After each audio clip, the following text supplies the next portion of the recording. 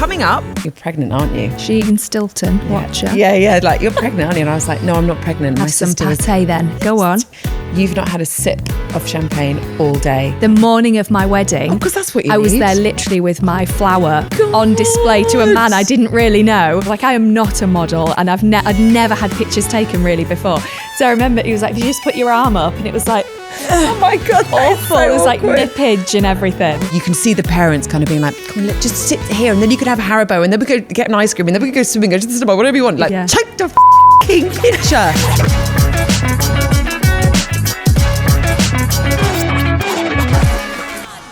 Welcome to No Parental Guidance. We have a bonus episode this week. Cool. So, parenting fails. I actually really enjoy this part of the show because you realise during the week how many we pick up. Yeah. Without realising it. So, Hannah, over to you. I'm very excited. So this one is from 2 and a bit years ago. My dad got an MBE. So he does lots amazing. of like voluntary work, Congratulations. Incredible. He was going to meet the Queen, had just passed away. He was going to see the King, and I found out the day before that I was pregnant with my third. And I wondered why I was projectile vomiting all the time. So I think I was like 7 or 8 weeks pregnant. Ooh. We're in the queue and at Windsor Castle, and everyone's dressed up really smart. And do you know when you first find out you're pregnant, you're like really bloated and it feels like trapped wind, but then you're like, I don't know if it's trapped wind or if I'm actually going to vomit. And we're in this queue for what felt like ages. Emma Raducanu was stood in front of us looking like this absolute goddess. And my dad, I was like, Dad, that's Emma Raducanu. He's like, who? Because he has no idea and he doesn't like tennis, so it didn't mean anything to him. I was like, oh my God, she looks amazing. I was like, I feel really like quite hot. And I was like, I think I'm going to be sick. And I told my dad that I was pregnant, and he was really excited on that day. And I said to this, like a butler, I was like, excuse me, I'm really sorry. Is it possible to have a glass of water? Because you weren't allowed to take anything in. There was no refreshments or anything there. Wow. And he said, well, we don't usually give drinks out, but you can have some water. I was like, I'm actually pregnant. And he was like, oh, of course, no problem. Got me this glass. I drank the water, and I was like, oh my God, I think I'm going to be sick. And Dad was like, well, there's no bloody toilets here. What? Like, and then Dad was getting called up, and we're into this the fourth room out of 10 rooms. And I was like, ugh. So I literally like held the cup to my mouth, and I was like, ugh. And Emma Raducanu was just stood there. My dad's waiting for this MBE, and I was like, ugh. I like vomited into the cup. Oh my God. But it was like it's a sick phlegm. Oh, so you know when your kids are sent home from school and you're like, was it sweet corn and carrots or was it a sick phlegm? Yeah. Because they're two different. That's not like being sent home. So I vomited into a cup at Windsor Castle behind Emma Raducanu while my dad was waiting to get an MBE. Wow. And I felt like that was a bit of a parenting fail because Annabelle was literally brilliant. the size of a pea. I mean, that is a parenting fail. As you literally find out you are going to become a parent again. Yeah. Wow. Yeah. And I was like, is this the start of things to come? What happened to the carp? Well, I kind of carried it for ages, and then we were just waiting by the doors, and they opened the door and I could see the King. Oh my God. This lady, I was like, excuse me, she's like, you can't take that in there. I was like, do you want to take, they might want to put that down the tap. I was like, it's just like, I've just been a bit sick. Oh my God, were you not worried that you were going to puke at the King? Yeah, I was, but then I did that. I was so proud of my dad. So you know that like kind of look where you flare your nostrils and like if you've got any fillings, they're visible. And I did that, and then all the pictures were taken, and my dad was like made the King laugh. And he was talking to him. It was amazing. And the King started laughing. They shook hands, and in the background there's me like, but holding my stomach because I didn't know if I was going to like shit myself or be sick. Oh my God. Yeah. Oh, really proud moment though. Really proud moment. Well done to my dad. But also brilliant to your dad, but also that feeling of, am I going to be sick? It feels like a hangover, doesn't it? You're going to be sick with a hangover. Yeah, constantly for like 9 months. Never stops. Nice. So what's your parenting fail? This happened last week, and this parenting fail was not my fault. And I've realised that there are some fails that are your fault and some that literally you just have to deal with it. Yeah. But it did become a bit of it definitely looked like a parenting fail. So, and I do have full, I'm allowed to tell this story. I did ask my friend if it's okay, and she said it's fine. And also, as a disclaimer, before I go on, if you are listening to this with children around you, I suggest you turn it off and listen to it without any small ears around. A friend of mine, Laura, she's just moved in with her boyfriend, Stu. Really, really happy for them. They decided to not have children, but Laura has a cat. And the cat is, my friend Laura likes to say that the cat is hard work, and I just want to punch her in the face because I'm like, it's a cat. Yeah. It's not hard work. She's like, it's as hard as children. I'm like, it's not. It's not, babes, but whatever. Yeah. And I've got my children with me. And when we got to their house, there was a card from Stu to Laura for their new house. And it simply says, the cat is a and my children can read. And especially my 5-year-old can now read. And all those words are very easy words to read. Yeah. Phonetically, even the word is spelt phonetically. Yeah. Easy to read. No confusion. No confusion. So my kids walk in and the first thing they see is this card. And and they can't stop staring at it. It's almost like they know that it's wrong. And it was written on the front of the card. Oh yeah, no, in bright, it's a black card with white, big font. And they are looking at it as if it's almost as if Santa's holding it in Disneyland. Yeah. It's and they're like, and then I'm like, oh, no, let's turn that around. Which of course I know then, that's that then. They know that it's bad. Yeah. And then my 5-year-old. Oh no. Mummy, what's a I'm really sorry for the guy who's editing this. And then I was in that moment of do I say it's a nice thing? It's a type of cat. It's a fluffy cat, because then she might see a fluffy cat and go, oh, that's a So I was like, I can't say that. So I just had to say it's a really, really naughty word that no one ever says. Even me saying it now, I'm a bit like, oh. Yeah. So then my daughter definitely likes to test me. Yeah. And so, we leave the house and I just say to my friend Laura, you could have maybe put that down, before we, just FYI, if any more children arrive at your house. And she was like, but the cats are fine when they see it. Yeah, cat doesn't say it. Yeah, it's fine. Cat's not saying it to anyone in the supermarket. Yeah, exactly. So then we're out and about and I can feel it. I know my daughter, and she's, and also the word sounds very much like can't. Yeah. Right.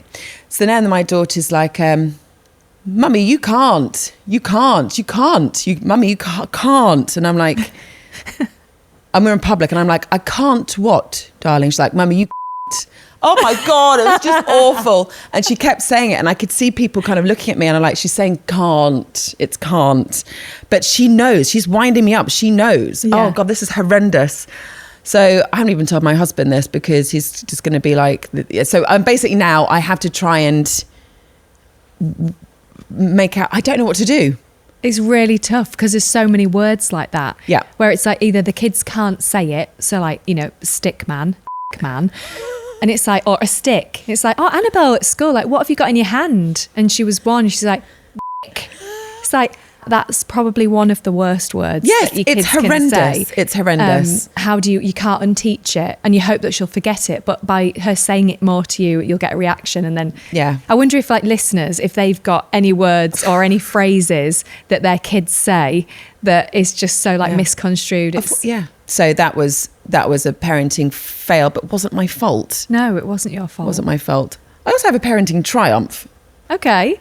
Speaking of bad language and kids not really getting it right or knowing it, my 9-year-old said to me the other day, goes, Mum, why do you keep calling Dad a decade? What's a decade? I was like, what do you mean? He was like, you keep calling Dad a decade. What is it? And I was like, a decade? I was like, a decade is 10 years, but it's not decade. I've been calling him dead.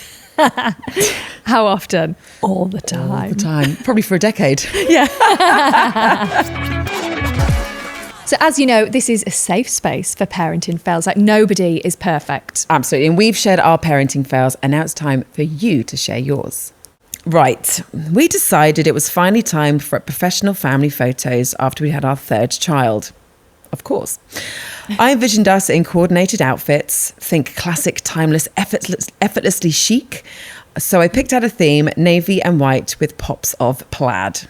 The photographer picked a spot in our local park under a tree. It was giving wholesome vibes. However, this morning was not the one for our 6-year-old. He decided to have one of the biggest tantrums I've ever seen, arching his back, running away and rolling around in a slightly damp grass. We tried coaxing him with ice cream, toys, distraction, obviously. Ultimately, our lovely family photos have him with a tear-stained red face and muddy clothes. It was that moment I realised that trying to force perfection with young children is a fool's errand.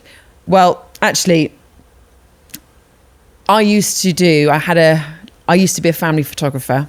Did you? Not for long. It was when I was like, wasn't modelling, because I was told I couldn't do it anymore because I became a mother.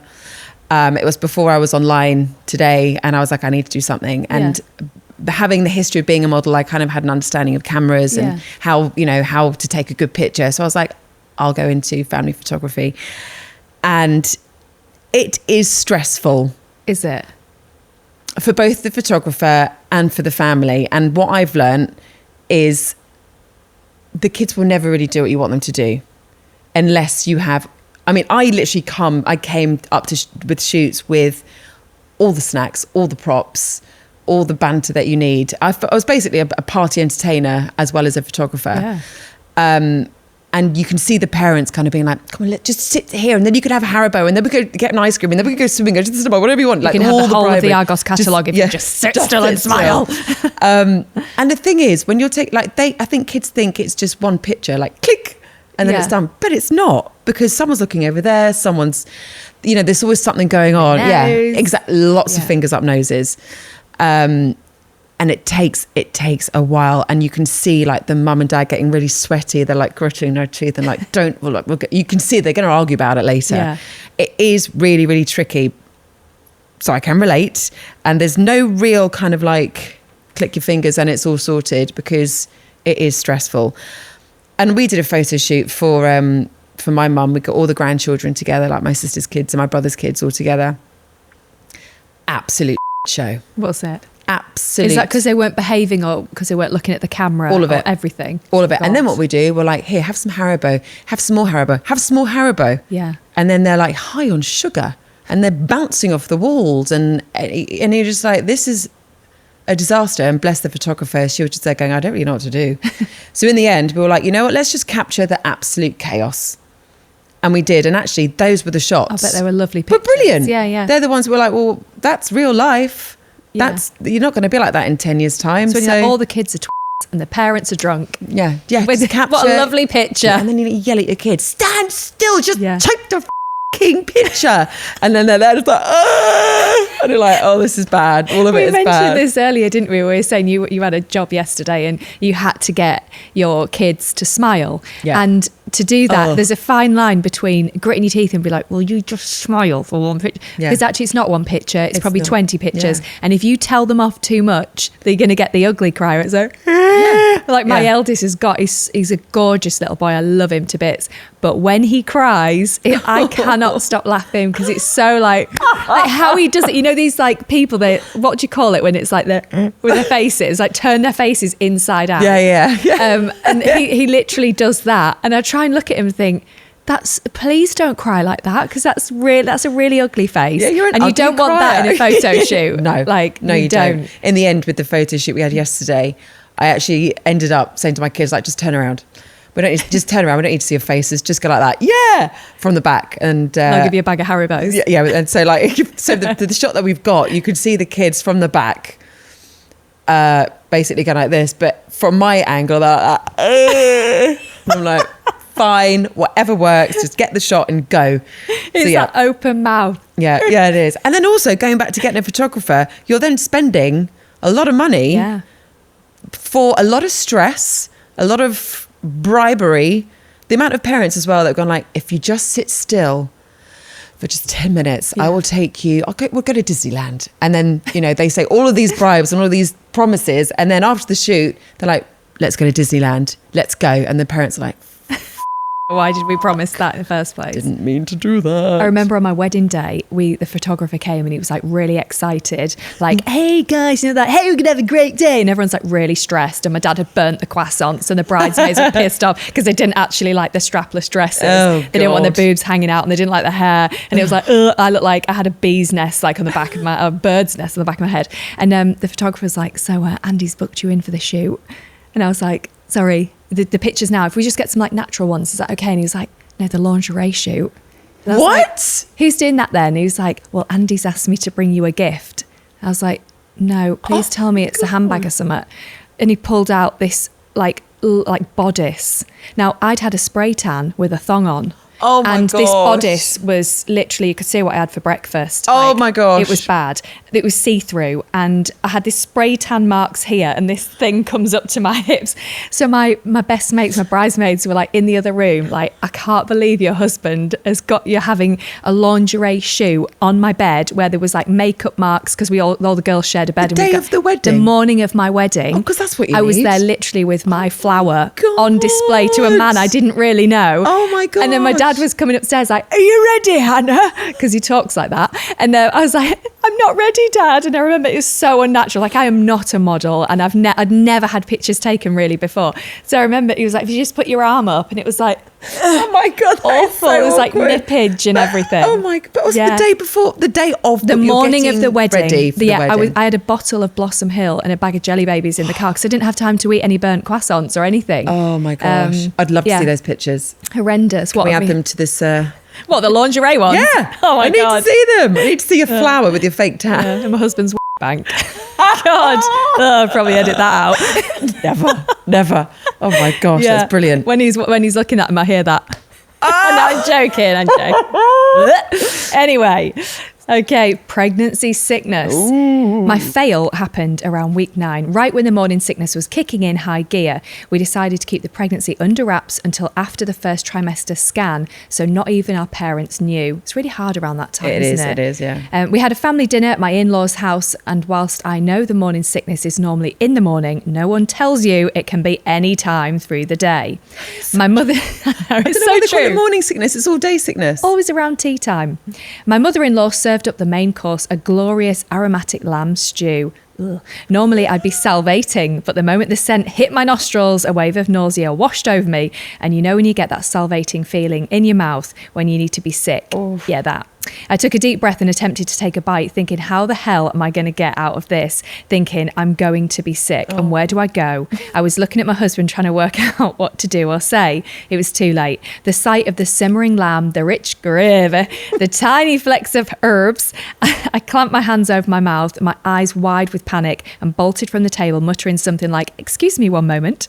Obviously, they all had gone silent, and all they could hear was me retching from the bathroom. When I emerged, my mother-in-law was standing by the bathroom door, and knowing triumphant and slightly amused look on her face, my husband let the secret out. My grand plan of a discreet, elegant reveal had dissolved into mortifying, nausea-induced public confession.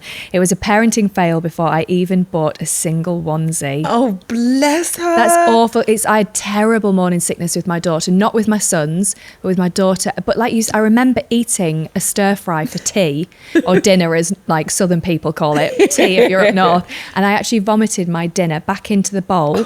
And then my stomach rumbled because I was still hungry. So I put that down the toilet and served myself another bowl and sat and ate it. Wow. But my body was like, needed to get it out. And then... It's bonkers how the body, it's mad, all of it. Did you get morning sickness? With my daughter, I did, yeah. It seems to be a girl thing. I don't know if that's an old wives' tale, but yeah, with my daughter, I definitely was more... I wasn't physically sick, but I felt that constant, I'm retching, I feel really sick. And when I was pregnant with my third, same as this lady, we didn't want to tell anyone. Yeah. And we hosted Christmas, and my mum and my sister were all really close. They were like, you're pregnant, aren't you? She eating Stilton, yeah. watcher. Yeah, like, you're pregnant, aren't you? And I was like, no, I'm not pregnant. Have some pate then. Go on. My sister was like, you've not had a sip of champagne all day. And I'm like, I'm hosting and I'm busy, and I had a glass there, but obviously it was always full. But it's that hard time up to week 12 where you don't want to tell anyone, but that's when you feel your worst, isn't it? From like feel your worst. Week 8 to week 12, and that's when you're like, I really don't feel well. So there's always somebody at work that you have to be like, listen, I know I'm really angry, I keep crying and vomiting, it's not you. I'm just up the duff. Also with pregnancy, certain smells put me off, but also, and this sounds really weird, and I'd love to know if anyone else had this, but certain colours and patterns really made me feel sick. Really? Like what? Like really bright pink leggings made me feel really sick.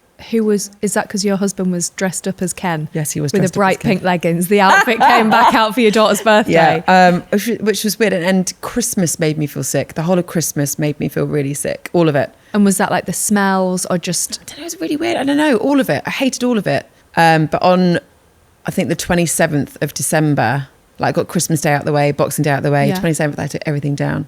Did you? Yeah, I was like, I cannot look at this anymore. And then I felt really guilty because I basically shot, their Christmas short. So the next year when the baby was here and I was fine, I think I kept everything up till February. I was like, let's make up for it. But also I'm vegetarian. But when I was pregnant with all of them, I craved ham. And did you eat the ham? Like what? Yeah.